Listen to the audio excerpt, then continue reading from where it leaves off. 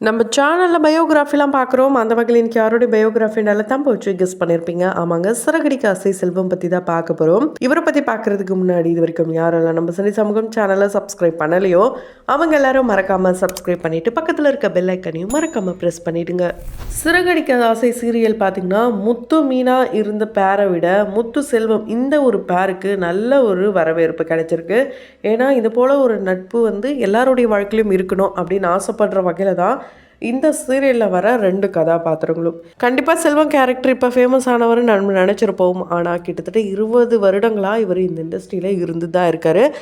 குறிப்பாக நமக்கு ரொம்பவே பரிச்சயமான சில சீரியல்களில் முக்கியமான கேரக்டர்ஸும் நடிச்சிருக்காரு. ஆனால் அதை இப்போ நம்ம சொன்னோன்னா அவரா இவர் அப்படின்ட்டு அந்த அளவுக்கு நமக்கு ஷாக் ஆகும்.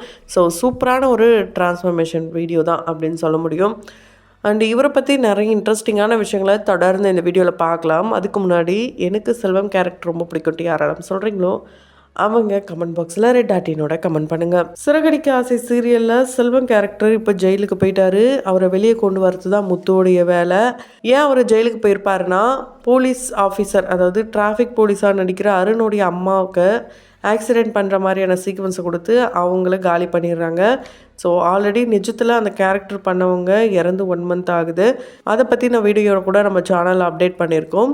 ஸோ எப்போவுமே ஒரு சீரியலை பொறுத்த வரைக்கும் ஒருத்தங்க இறந்துட்டாங்க அப்படின்னா அந்த சீரியலில் வர அந்த கேரக்டருக்கு ரீப்ளேஸ்மெண்ட் கொடுப்பாங்க. ஆனால் இந்த சீரியலில் ராஜேஸ்வரி அவர்களுக்கு மரியாதை செலுத்தும் வகையில் அவங்கள இறந்த மாதிரி அவங்களுக்கு எல்லாரும் மாலை போடுற மாதிரி இந்த மாதிரியான சீக்வன்ஸ்லாம் காட்டியிருக்காங்க. ஸோ உண்மையாலே ஒரு நல்ல ஒரு விஷயந்தான். ஆர்டிஸ்ட்டுக்கு இதை விட என்ன மதிப்பு மரியாதைலாம் இருக்குது. கண்டிப்பாக ஒரு நல்ல விஷயந்தான் பண்ணியிருக்காரு டைரக்டர். தென்றலே மெல்ல பேசு இந்த சீரியல்லையும் நடிச்சிட்டு வராரு. இவருடைய ரியல் நேம் பழனியப்பன். இவர் லொல்லு சபா பழனியப்பன் சொன்னால் எல்லாருக்கும் தெரியும். சந்தானம்லாம் இருக்கிற அந்த ஒரு சீசன்லேயே இவர் சூப்பராகவே பர்ஃபார்மன்ஸ்லாம் பண்ணியிருப்பார். குமரன் அவர்கள் தான் இவரை கண்டுபிடிச்சி பூங்காவனம் அப்படின்ற ஒரு ரோல் கொடுக்குறாரு. எந்த ஒரு சீரியல் பார்த்திங்கன்னா திருமதி செல்வம் இந்த சீரியலில் பூங்காவனம் கேரக்டரில் ஹீரோவோடைய அப்பாவுடைய ஃப்ரெண்டு கேரக்டர் பண்ணுறாரு. இப்போது 20 வருஷத்துக்கு அப்புறமா ஹீரோக்கே ஃப்ரெண்டு கேரக்டர் அப்படின்னும் போது கொஞ்சம் வித்தியாசமாக தான் இருக்குது கேட்கவே. ஆனால் ஃபஸ்ட்டு இவருடைய சீரியல் இந்த ஒரு பயணம் எங்கே ஆரம்பிச்சதுன்னா சித்தி சீரியல் தானாங்க. அதில் தான் வசனங்கள்லாம் இவர் பேசியிருக்காராம். அதுக்கப்புறம் சின்ன பாப்பா பெரிய பாப்பா இதெல்லாம் தொடர்ந்து தான் திருமதி செல்வம். இவர் இதுக்கு முன்னாடி சீரியல் வர்றதுக்கெலாம் முன்னாடி சென்னைக்கு வந்ததே ஒரு பெரிய கதை. இவர் ஒரு பில்டராங்க. இவர் அவங்களுடைய அத்தை பொண்ணு தான் மேரேஜ் பண்ணியிருக்காரு. 19 வயசுலேயே கல்யாணம் பண்ணிக்கிறியான்ட்டு அவங்கக்கிட்ட போய் கேட்க அவங்க 20 வயசில் ஓகே சொல்ல 22 வயசில் இவங்களுடைய மேரேஜ் நடக்குது. எந்த ஒரு பேக்கப்பும் இல்லாமல் இவர் இந்த மேரேஜ் பண்ணதுனால 4 வருடம் ஒரே போராட்ட காலமாக தான் இருந்திருக்கு. ரொம்பவே கஷ்டப்பட்டாராம். அவங்களுடைய அத்தை மகள் பார்த்திங்கன்னா கேரளாவில் தான் இருந்தாங்களாம். ஸோ எல்லாத்துக்கும் ஓகே இவ்வளோ பண்ணுறான் எல்லாத்தையும் பார்த்துப்பா அப்படின்னு சொல்லி ஒரு நம்பிக்கையில் கொடுத்துட்டாங்களாம். அந்த 4 வருஷம் கஷ்டப்பட்டு இப்போ நல்லா சந்தோஷமாக இருக்காங்க.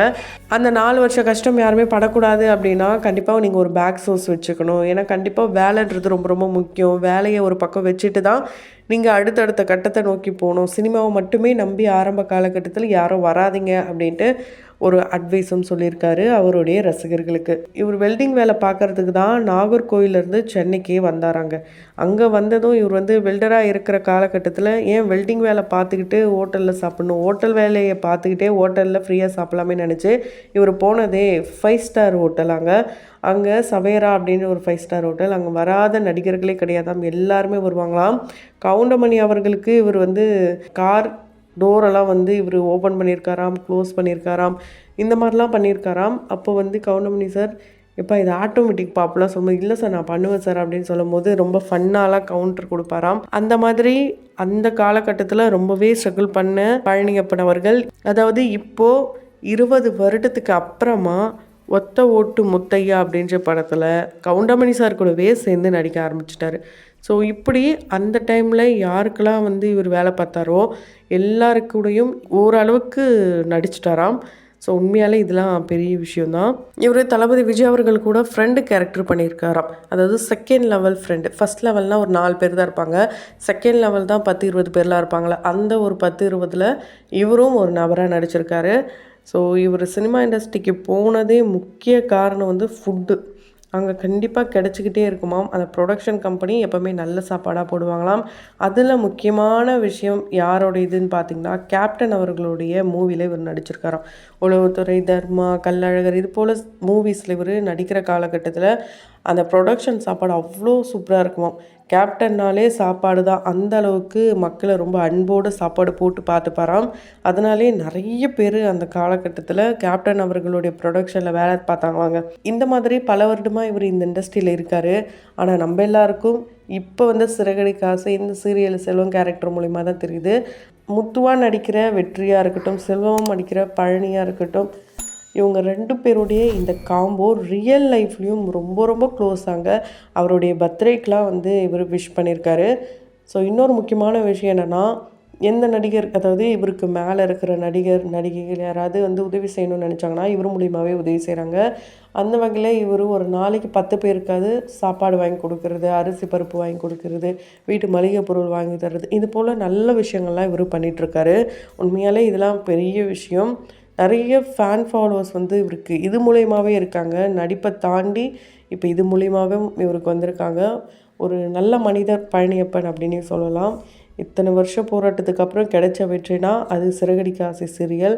ஏன்னா ஒரு சிலர்லாம் வந்து 2-3 வருஷம் வந்தாலே நாங்கள் இவ்வளோ கஷ்டப்பட்டோம் அவ்வளோ கஷ்டப்பட்டோம்னாங்க. ஆனால் 20 வருஷமாக ஒருத்தர் இந்த இண்டஸ்ட்ரியில் இருந்திருக்காரு. ஆனால் 2 வருஷமாக தான் ஃபேமஸாக இருக்காருன்னும் போது அது வந்து ரொம்பவே ஒரு சோகமான உண்மை தான். கண்டிப்பாக இன்னும் இவர் அடுத்தடுத்த சீரியல்லாம் வந்து நடிக்கணும். இவர் நினச்ச மாதிரி அந்த காலகட்டத்தில் இல்லைனா கூட இப்போது இவர் நினச்சதை விட எல்லாமே சூப்பராக அமையணுன்ட்டு நம்மளுடைய சினி சமூகத்தின் வாயிலாக வாழ்த்துக்களை தெரிவித்துக் கொள்ளலாம். இவர் யாருமே நம்பலையாம். சினிமான்னு சொல்லி வரும்போது என்ன இவன் பைத்தியக்காரத்தனமாக பண்ணுறான் அப்படின்ட்டு இவங்க அப்பா அம்மா கூட நம்பவே இல்லையாம். ஸோ இப்படி நம்பாத ஒரு பர்சனை பார்த்து சின்னத்திரைக்கு வந்ததுக்கப்புறம் குடும்பமும் சரி ஊரும் சரி அவ்வளோ கொண்டாடிட்டுருக்காங்க. உண்மையாலே இது ரொம்ப ரொம்ப பெரிய விஷயம். அந்த வகையில் நம்மளோட சினி சமூகத்தின் வாயிலாக பழனியப்பன் அவர்களுக்கு வாழ்த்துக்களை சொல்லலாம். தொடர்ந்து இதே மாதிரி யாரோடைய அப்டேட்ஸ் தெரிஞ்சுக்கணும்னு நினைக்கிறீங்களோ அவங்களுடைய நம்ம கமெண்ட் பாக்ஸில் மறக்காமல் கமெண்ட் பண்ணுங்கள். தொடர்ந்து வீடியோஸ் பார்க்கணும்னு நினச்சிங்கன்னா உடனே சேனலை சப்ஸ்கிரைப் பண்ணிவிட்டு பக்கத்தில் இருக்க பெல் ஐக்கனையும் மறக்காமல் ப்ரெஸ் பண்ணிவிடுங்க.